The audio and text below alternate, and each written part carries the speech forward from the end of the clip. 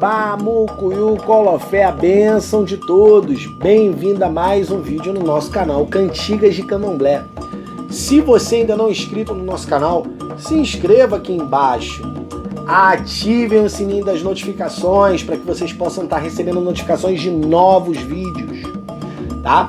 Comentem, é muito importante saber a opinião de vocês, se vocês estão gostando ou não do nosso conteúdo, do nosso trabalho, tá?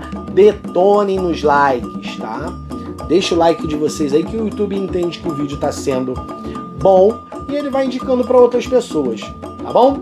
Eu sou o Babalorixá Thiago do Xogyan. O intuito do nosso vídeo, do nosso canal, é estar trazendo elucidações, aduras, oriquis, cantigas, tudo que esteja relacionado aos orixás.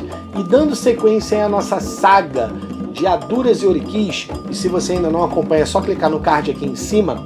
Hoje estamos trazendo para vocês Oriqui Fum Ibeji, tá bom?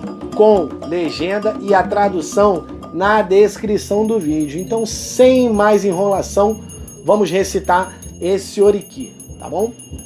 Bejeró, Bejeró, Oriqui Fum Ibeji.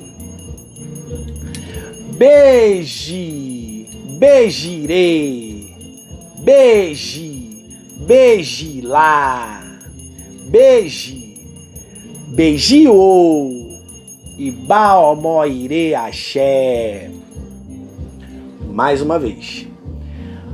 Beji, Bejirê, Beji, Bejilá, Beji, Bejiô, Ibaomoirê Axé. Vamos lá, mais uma aí para vocês pegarem, tá bom? Beji, Bejirê, Beji, Bejilá, Beji, Bejiô, Ibaomoirê Axé. Bejeró, Bejeró. Pessoal, espero que vocês tenham gostado desse Oriqui, assim como espero que vocês estejam gostando do nosso trabalho, do nosso conteúdo. Que Orixá Ibeji traga alegria, felicidade em nossos corações, que possamos ser pessoas melhores a cada dia, tá bom? Baba Mi Oxogyan possa abençoar cada um de vocês.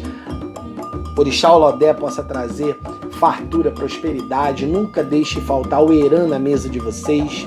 Assim como eu desejo que o Orixá de vocês também possa estar sempre me abençoando para que eu dê continuidade a esse trabalho que eu venho fazendo ao longo dos anos, tá bom?